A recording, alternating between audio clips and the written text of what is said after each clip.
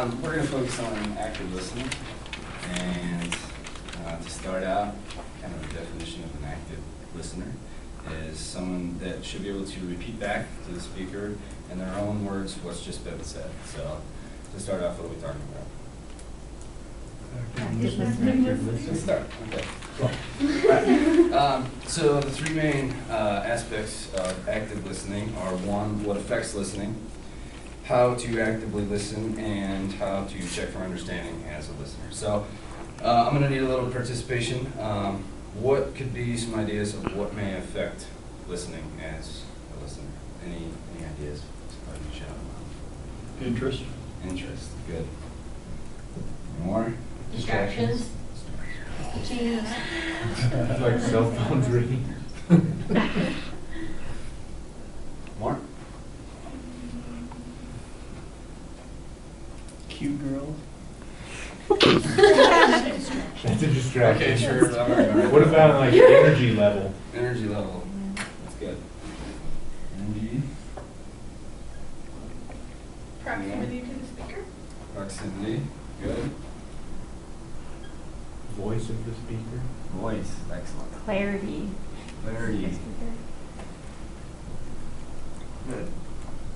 All right, now we're going to compare some of those ideas to the research I found.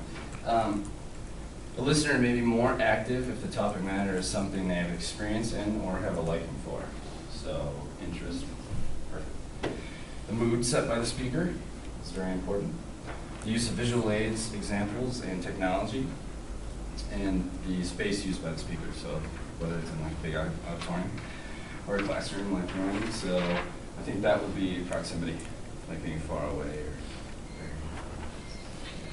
So, okay, so that's what affects listening. Now maybe give me some ideas about how you can actively listen. Anyone? Get rid of as many distractions as possible. I'm sorry? Get rid of as many distractions as possible. Excellent, okay. So lose distractions, okay. Take notes. Take notes, perfect.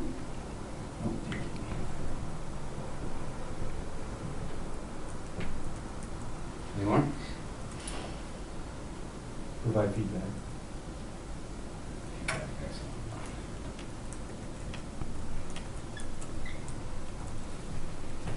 Your Anyone else? position, like where you're seated. Excellent. Good job. Position.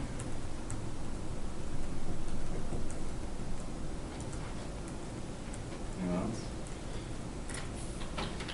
Okay, so you want to focus your attention on the subject and the speaker as best you can. So that can be kind of losing distractions.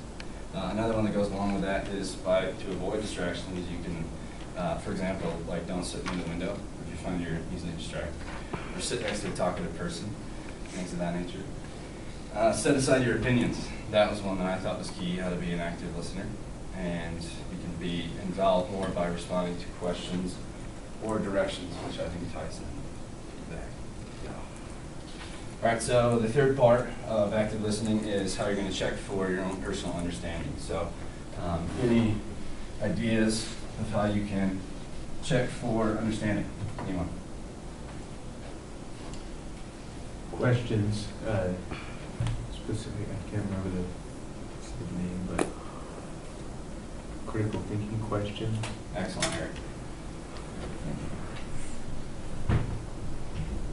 Anyone else? For active listening, you say, tell me more. For active listening, tell me more. Tell me more. Okay, Tell me excellent. more. Yeah. It shows interest too, going back to text listening. Tell me more. I want to know more. Okay. What else?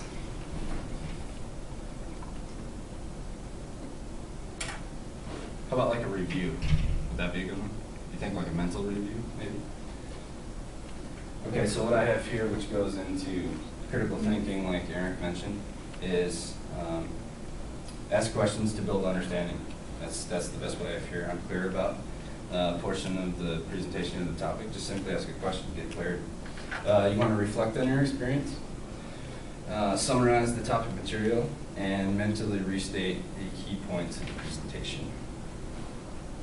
And last but not least, apply what you've learned. So take everything from the presentation and kind of mold that into a summary, and then figure out a way to how you can apply it to whatever the topic may be. So that's active listening. Any questions?